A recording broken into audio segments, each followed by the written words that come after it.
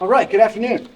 Thanks for joining me. I know it's right after lunch and it's a pressure passing, pressure controlled, painful and precise class. We're going to take it a little bit mellow. We're not going to try to crush our buddies right now. We're going to talk about some concepts that you can add to your jiu-jitsu to make it a little bit more clean. A lot of it ends up having to do with space a lot of times. People don't control the space enough, right? So I had a guy in Afghanistan tell me years ago, space is the enemy of jiu-jitsu. And I was like, what about on the bottom? I want to have space, and this is accurate, right? But I think of this as a top player. I'm always wanting to be on top in every aspect of life, essentially, and jiu-jitsu is not any different. And the connection really makes a difference. So a lot of times the space makes an opportunity as well, but we'll talk about that as we get flowing through. Ideally, I want connection with the body constantly. With whatever I'm doing, there's always minimal space, lots of connection. It allows me to feel where the person's going to go next.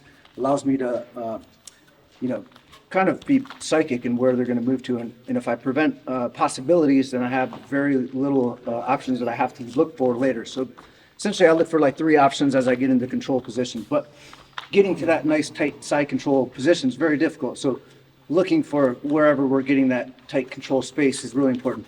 Mark, can I borrow you? So my favorite uke here, as always, Mark Lawrence, everyone. He's pretty famous. On your back, please, Mark. So it doesn't matter what kind of passing I'm doing, right? You see like a speed type outside passing, feet, knees, hips type things. Like my foot placement next to his body, right? A lot of people end up with all this space, and next thing you know, Mark's on the guard and flipping around, grabbing a hold of my feet. So if I'm in like leg drag position, and I get to this, and I control the space. If I'm here, Mark's got all kinds of space. He starts moving, and then I start losing things and have to work to get past that guard. I like to automatically look for that control of the hip line wherever I'm getting past this guard, right? So if I get into a knee cut pass, I'll move this way. So like a knee cut is one that I see pretty often. Maybe some guys don't understand reverse de la Riva, how to stop this thing from happening. But if I get here and I drive this knee to the ground and I staple Mark's hand to the ground, and I just come here, like, look at, there's a foot of space between me and Mark. There's nothing stopping this bottom leg from coming through and getting back into a guard position, right? So when I look to get knee cut pass, I go from here, I get this little knee cut, drive my knee in line with his knee, and then my hip just falls down next to his body, and now I'm connected to Mark. The hand that was on his hip, blocking that other leg from coming in front, is now sliding to the mat, and I've got control of his hip on both sides. And then I start looking to take away more space and get even tighter, look for near side elbow control, and then I work into nice tight side control pressure. So I'd be here working to squeeze his body. My hand is preventing him from moving that direction. My hip is preventing this near side leg from getting back into a guard.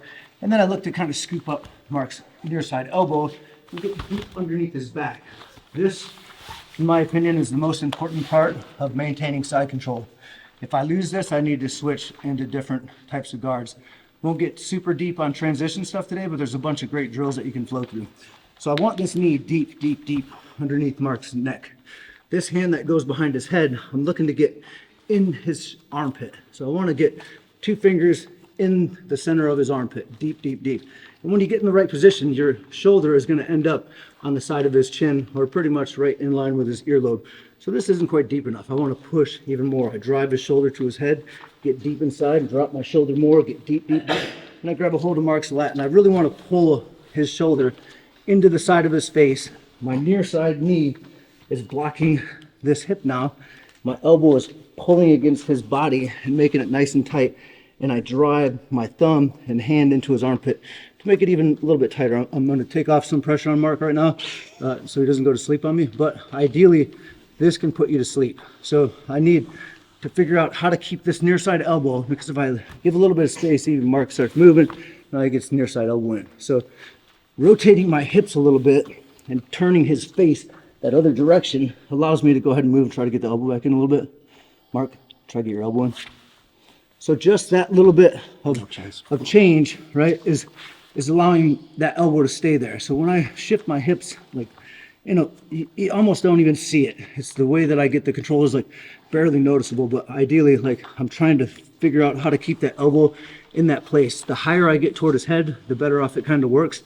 And then it also gives me a good angle. So we're gonna start in this perfect side control position as we kind of get started today. Elbow is tight, drive this shoulder into the side of his face. Look for that hand into the armpit. Make this little claw like 2 fingers, gives me a pretty good grip. Drop my shoulder a little bit, pull that arm inside, drop my shoulder onto his face, and really put some pressure on his face now, making him turn that way. Now when I really want to get some pressure, right now my knees are off the mat. Most of the time they're never on the mat. Only my toes are engaged on the mat and my elbows are pulling. It looks like they're kind of on the mat, but really everything is kind of hovering off the mat. And then I really start to put the pressure in the mark. And a lot of times you'll get this guy to go to sleep just from that pressure. So you can just pull on the shoulder, drive your shoulder into the side of his face. This is what's cutting off this near side or far side carotid artery, his own shoulder, as I drive it into the side of his head.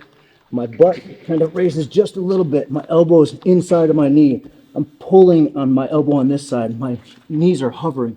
And then I really start to drive my shoulder pressure in his face. And it makes it very difficult for him to move because I'm turning his head away. And also this near side elbow is controlled by getting deep underneath there. So it's really, really hard to turn into me and get this elbow back in front. So I really want to work on those small little bits of control, which is mostly from the hip line that I get to that spot. So anytime I'm passing the guard, think about I need to get past feet, knees, hips. When I'm controlling the hips, a lot of times it'll be like here, right? My toes are engaged in the mat, squeezing nice and tight. So then he starts kind of pushing. Then I kind of move up the body, prevent him from shrimping away just a little bit, scoop up near side elbow, and it gives me that little bit of time to get into that good side control position, right? So always keep in connection with the hips and the body. So we're going to start off in the side control position just to get it nice and tight. Push into his armpit, dig that hand in there as deep as you can get it. Drop my shoulder, dig it even deeper if you can. Elbow goes inside of my knee here. Elbow squeezing tight on his body. Right now I'm on my knees, but we're never going to be on our knees. It's like hot lava. Think about that. Toes engaged. It looks like they're on the mat. They're not. I'm driving all my weight into mark, and then ideally getting him to go to sleep just from that pressure. So pressure is a mixture of many things, right? It's like, I think it's force over area. So if you have a big guy on top of a little guy, easy to control him. But if you take a little guy on top of a big guy, it's much more difficult. But if you have precise pressure in certain areas of that body, you can really put some more force into it, right? So small little spot. Right now I'm looking to get shoulder pressure into the side of his face. I can also add force, which pulling into his arm, and then it really drives pressure into his head. And then I can get my butt just a little bit higher than my head so I can drive downward pressure. So these small little things will make you go, oh man, that's why I keep losing this position. Half the time it's because your knees are on the mat. A whole bunch of weight is no longer on mark. It's just on his body here. Sure, it's not a lot of weight.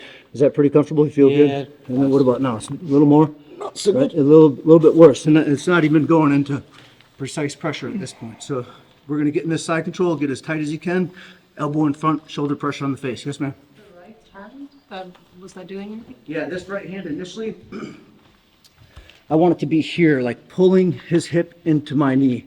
So the near side knee is blocking this hip. Far side elbow is pulling inside. And then as I get into that good position with the hand around his face, I use this to push that up a bit. And I still maintain that connection with his arm tight against his body. And then I can go back to his hip line control, or I can push this even deeper and walk this hand in. And I'm always doing like this caterpillar walk all the time. Like you heard Jeremy talk about it in his gi class. I'm always constantly using this motion to dig deeper, dig deeper, dig deeper, dig deeper. Get my shoulder as deep as I can on his face, and then I'm starting to really put that pressure all the time, pulling his shoulder into his head, my elbow inside of my own knee, going out a little bit on an angle here, and then getting my hip a little higher than my butt off my knees, pulling into him, and then driving pressure into his neck to make him go to sleep. Does anyone have any questions on that? All right, let's work. Just getting this nice tight side control position. Work that for a couple seconds. Let your partner move around. Cool, I got it. We'll switch top and bottom, yeah? All right, let's do it. 1, 2. Thanks, sir. Good, thanks.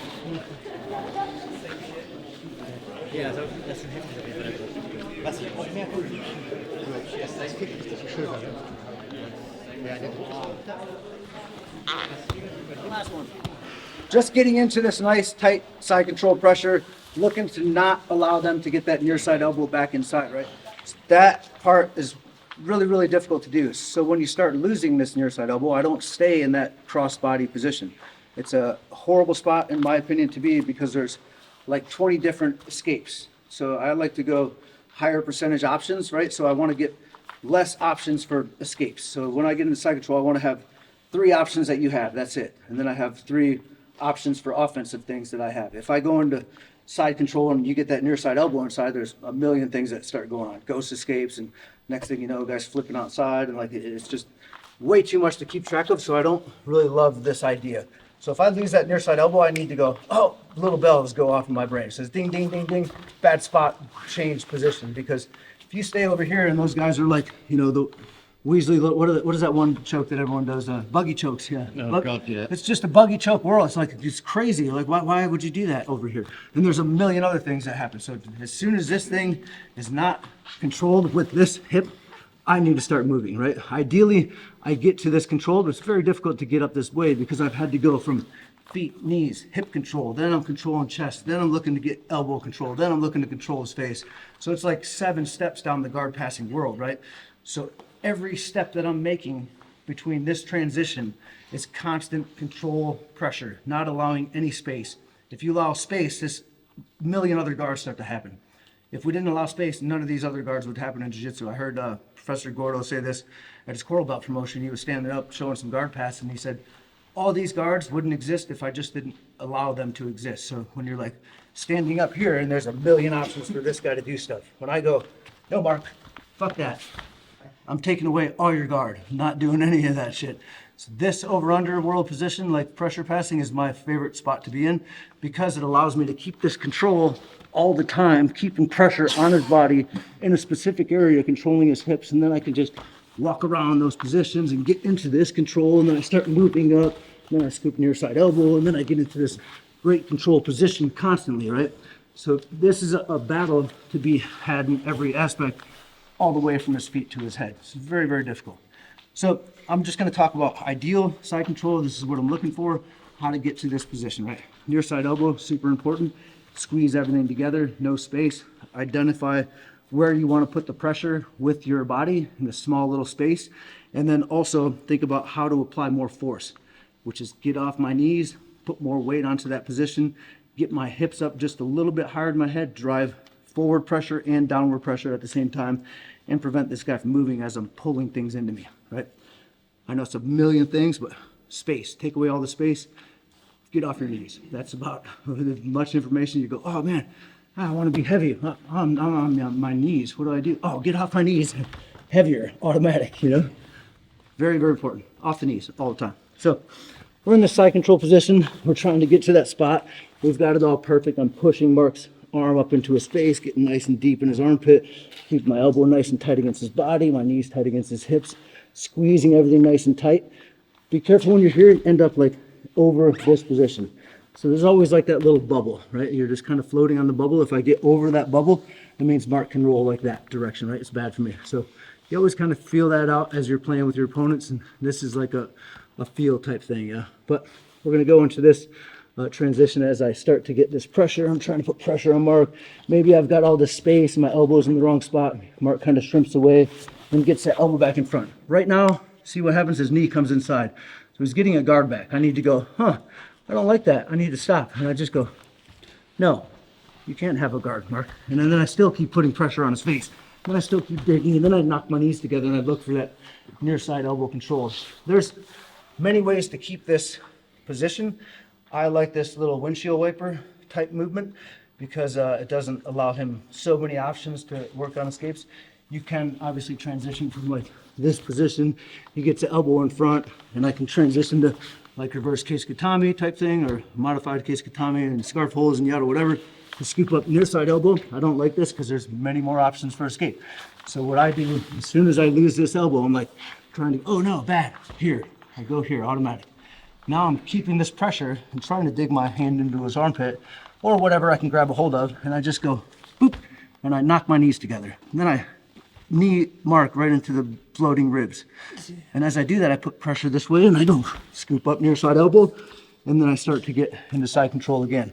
So I'll talk about this wrist lock quickly because it always is going to be there, and it's my favorite thing in the world because he does it automatic. Everybody is going to do it. Like I just go from that point, I go boop, and I just cradle the baby. We call this the baby cradle wrist lock. Palms up, my elbow goes into my palm, My hand goes on his elbow. I look at his face and I do a little shoulder shrug in the direction of his elbow to finish it.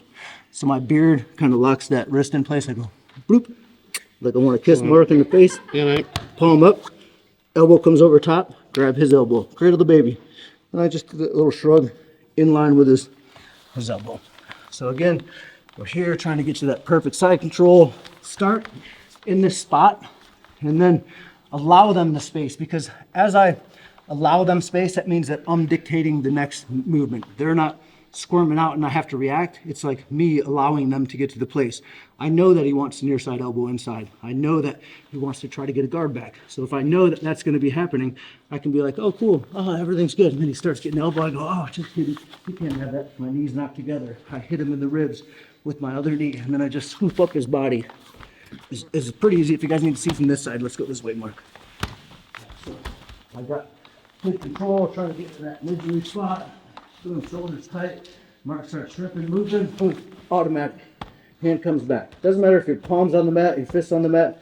I just want to block this leg, yeah? So now from here, I'm driving into a space, knees not together. I slam my knee into the bottom of his ribs, scoop that knee up, and then automatically end up here. Does anybody have questions on that?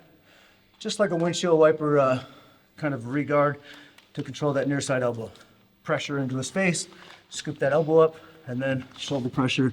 Look for that wrist lock automatic because it's going to be there most of the time. You guys want to give a shot? Okay, let's do it. 1, 2. Thank you, sir.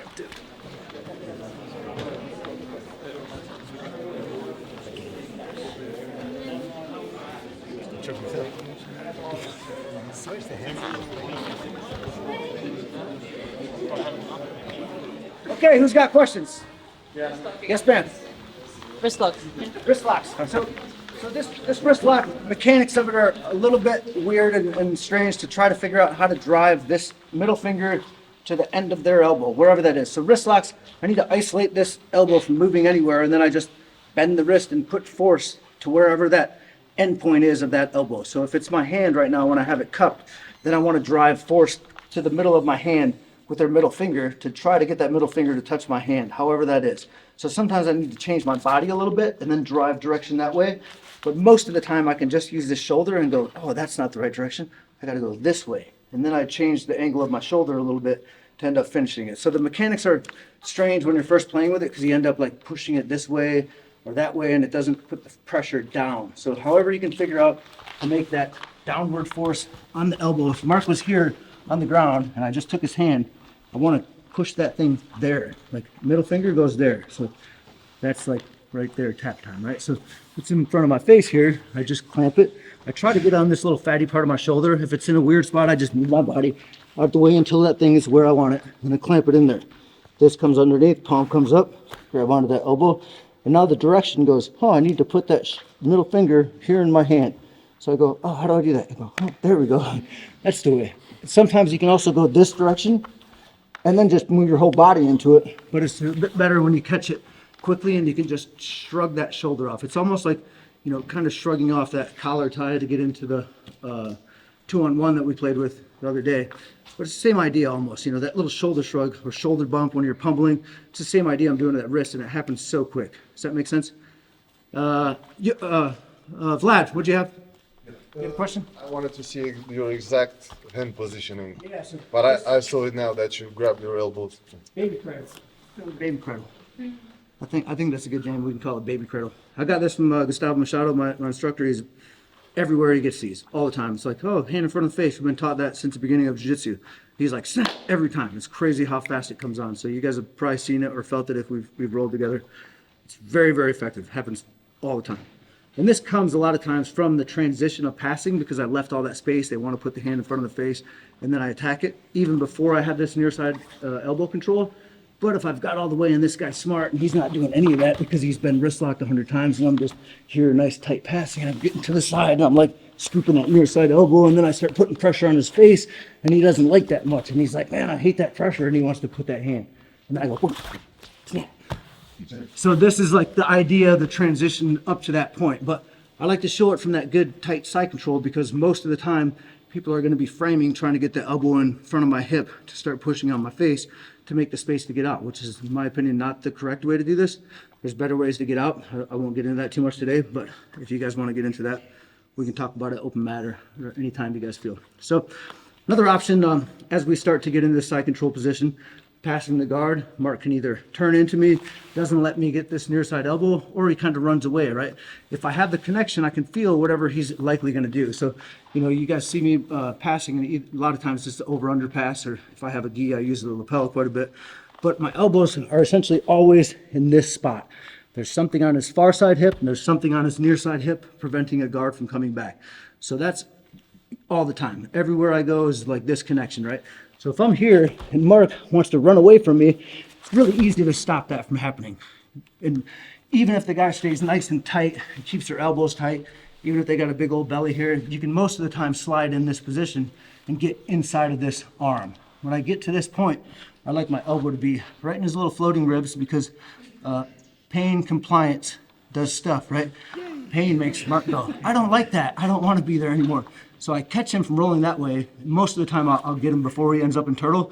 If I don't, then we go into turtle stuff next. But this position right here with the elbow in the ribs goes, man, that sucks. And Mark's like, he forward trims that way and wants to come back to me most of the time. And as he does that, I'm already in like kimura grip, and I go into this power kimura series that I really like. I think Josh Janis may have talked about the drape stuff, which I don't do, but it's the same thing. I think this is like same control that I'm using is probably the same as Josh's. It's just a butterfly grip, and I've been using this for quite a while in a lot of different areas, even for shoulder crunch stuff and kimura things, and you get into crucifix. This is the best control. I just saw a guy that's really good at this, Alex Pereira, well, into crucifix stuff, and he does the same exact thing. So it's really nice grip. Play with this a little bit. But we're here at past Mark's guard. I know, I want to get into that pressure. He's not letting me. He's like, like that, I'm running away. He starts running away, and boom, automatically grabbing that arm. I want to put pressure on his body, so I'm going to get off my knees. My chest stays connected to his shoulder. I'm trying to get around his head here initially, and as I put this elbow in his ribs, he doesn't like that much. So I go elbow in the ribs, pain, pressure, right in that exact spot into the floating ribs. And Mark normally doesn't like that. Be nice with your buddies right now. I'm staying on my knees because it's a whole bunch of pressure, but most of the time they don't like that. And they'll turn right back in, and as they do that, I go right here. And this is going to catch his hand, and I try to get it to the side of his body.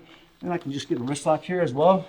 But I like the power kimura here. It works really, really nice. So I'll get from this point, Mark turns back in, I get all the way to the mat with my elbow. And you see his hand kind of gets stuck in that spot on his belly here. Move around a little bit. So the palm of his hand normally kind of gets stuck there. If he has it in the fist, it likely won't work. But if it's the fingers open, yeah, see how that thing gets stuck? I just apply pressure this way to finish that wrist lock, which is pretty nice, an option for you. Another option, I drive this elbow to the mat. My hips are going to come off the mat.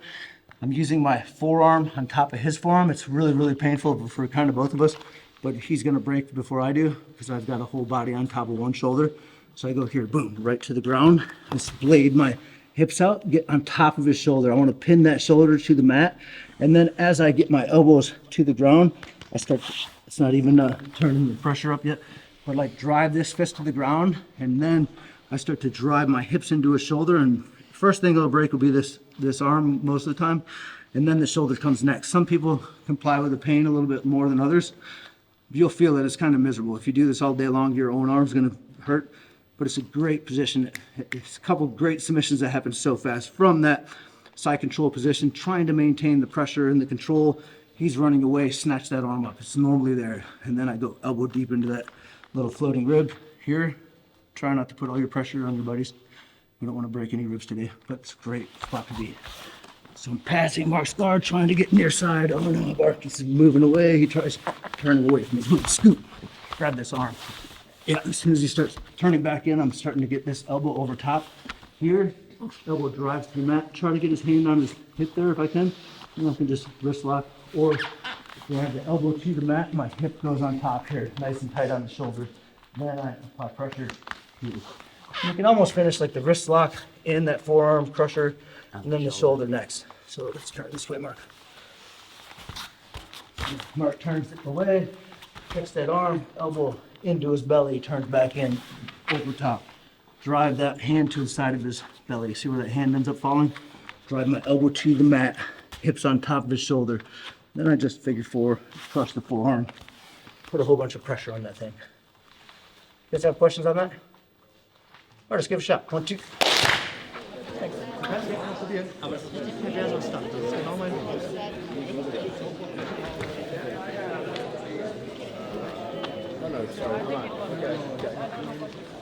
Does anyone have questions on the last one? This is one of my favorite submissions for guys that want to get into that turtle. If you let them get into turtle and you have to break down a turtle, it gets to be more of a nightmare, right? So I want to preventively stop people from turtling. So I like that elbow in the little rib cage. They're like, no, I don't want to run away anymore. I want to turn back into this guy because this pain in the ribs sucks. So that's normally how I get this. You don't have to put the elbow in the ribs. You can still rip it and drive that person all the way back to the other side. But I feel like this is a better compliant position to be in. So instead of having to force him to come back and go all the way to the mat, I want him to want to come back. So I make him want to turn his direction. He's like, nope, that sucks. I'll turn back into him. So as soon as he does that, I'm coming over top, locking that arm in. This little knobby part of my elbow locks his wrist into place. So we can kind of stop that from moving anywhere. So as I get to this point, elbow goes in, I come over top. My little knobby part of my elbow touches his wrist essentially. Like his little, whatever that bone is, ulnar bone or something in the wrist or something, that little knobby part connects to it. So I can keep his arm bent and then I can drive this elbow to the mat and it already starts putting some pressure on Mark. And when I get to this point, I really focus on driving my hips to the mat. Look how I blade my body here to drive his shoulder all the way to the ground. It gives less flexibility for that thing. And then I pull like this direction kind of and drive this hand to the ground. So Josh Janis says, pull the slack out of the joint. It's kind of what I'm doing here. So I pull the slack by like pulling toward his elbow and driving down this direction. Puts a whole bunch of pressure on the arm. Does that make sense to everyone? Anyone have any other questions? Okay, I'll show you one last thing that I really like when you do get that good side. Oh, Vlad, what do you got? What part of your body do you use to hold his shoulder down? Do you use the hip or the rib? Because I can screw my rib and it kind of hurts. It's kind of like this area I want to have. So like body mechanics as I get to this point like it's my like, I guess my floating rib maybe, or my top rib kind of gets there. My hip is like next to his face, driving his head away from me. And then my like, actually I have this really broken rib here. See that how it sticks out? That's probably why Mark's tapping actually. It's perfectly on top of his shoulder. So if you have this, it works really good for it. Not recommended to get these things, but you know, it works pretty good for control. But yeah, that's a great question, Vlad. Yeah, thanks. Does that make sense to everyone? Kind of wherever your body ends up at, but that seems to be the perfect spot, is like right here on top of that shoulder. So wherever my broken ribs are. And it works out mechanically, like the hand goes there, the hip goes there. Cool. Great question. Anything else, guys? So I'll show one last thing. We got a couple minutes and then we'll get moving. So side control, when you have that perfect, nice control position, right? I like to be here. Francesco kind of touched on it the other day, this hand underneath the elbow, right? Controlling that far side elbow. Didn't focus as much on the near side, but both sides really, I'm trying to control both these elbows, right? But when I get this control, I like the hand in front of the face, like I'm, you know, talking on the phone. It's a great place to be now. Now you can't put that hand in front of my face. Maybe if I wanted to, I can go, oh, cool. Now I get into Americana type stuff or whatever from there. But mostly I don't want a hand in front of my face. I try to get here like I'm talking on the phone. I'm still holding my elbow tight against his body, my knees nice and tight against his hip. This arm comes over top. So I was here initially in that good tight pressure, making it miserable for Mark, right? Talking on the phone, oh, hey, what's going on? Everything's cool. All right, come over top. Pull this elbow in. Like move his head out of the way, and I want to change the angle of his spine from being straight so he can move here. I want to pull that head to me. And as I do that, I kind of start moving my knee up his back. My foot goes out in front about 16 inches from his head. And then my elbow is now controlling his head from moving, but I want to change that to my knee so I can start to do some work with my hand. So I put my knee on the side of Mark's face, making him look away from me. And then this hand that's controlling that near side elbow, I just start to go here. And I like start pulling on the lawnmower. Boop. And I get my hip forward to finish this arm bar. Then I can go here and just get even deeper. And now I got this arm bar, and I go to this arm bar. You get the arm bars everywhere. So there's wrist lock there too, I'm sure. But I like these two arm locks a bit better. Try to keep that near side elbow, super important. If you lose it, no big deal, you can go to that far side, but it's better with this near side arm lock. Yeah, so I'll get to this control this way. So nice side control pressure. Talk on the phone, elbow comes over top. Pull his head into me. As I slide my knee up a little bit, pull his head more. Slide my elbow up his face, giving him some cauliflower ear. Hand goes to the mat. Straighten my arm out. Now Mark can't move much of anywhere. I'm pulling my elbow tight against his body. My knee's jamming inside of his ribs. Now my knee goes on his face, into the side of his head. And I go here. Bloop. Or I go here. Bloop. Got a bunch of great options there. Really good control.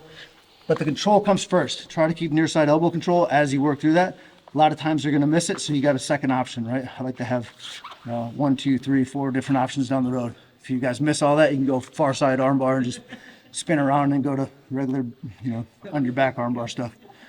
All up to you as you transition, but the control, moving that spine, slide your elbow up his face, never losing contact, constant contact, make it a little bit miserable, give him some nice looking ears, and then hand on the mat engaged. It allows him to not move as quickly, but always someone's going to be able to escape. So the more pressure and weight that I have preventing the movement, the more opportunity I have for submissions and options, yeah?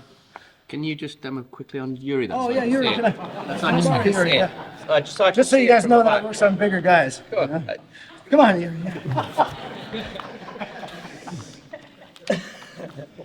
Thank you, dude. So again, guys, we're here. We get that underhook, talking on the phone, nice and deep underneath his neck, shoulder pressure on his face. I'm always digging into the armpit. I want to make Yuri really miserable all the time, like here, misery, misery, misery, misery. And then I'm like, okay, he's maybe not miserable enough. And then I boom, pull that elbow in, knock his head off my knee almost. Then I need to move my knee out of the way, but I'm still pulling on his head. So my knee slides up a bit. I still pull his head. See that? Now my foot goes about 16 inches from his face. Then my knee goes down on top of his head here. Then I just keep nice and tight. I go whoop, oh, here. And then you got both of them if you can keep this tight enough as your head turns. Hi, Yuri. Guys have questions? All right, last one. Let's give it a chance. 1, 2.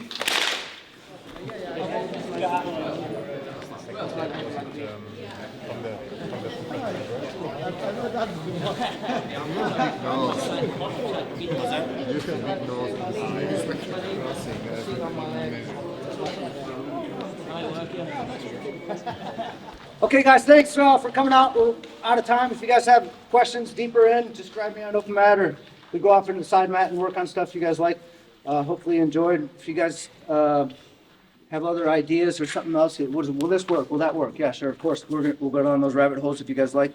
But I wanted to emphasize precise placement of things. That's way you can keep the pressure, right? So I need to keep the space. Space is like the enemy of jiu-jitsu until I want to give it to him. And then I'm like, hey, look, there's a carrot over here. Come this way. Oh, just kidding.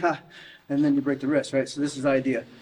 Try to keep your knees off the mat, pressure on the person all the time. For like, man, this guy's moving around. Why does he keep moving around so much and getting out of my guard or getting out of my side control? It's because you don't have pressure and you're not controlling the hips. Be tight. Squeeze them like you want to give them a big hug, right? It's a connection. Got to make the connections like the Globetrotter camps. Yeah. So thanks for coming out, guys. We're out of time. Hopefully you enjoy the rest of the day, and I'll see you on the mat.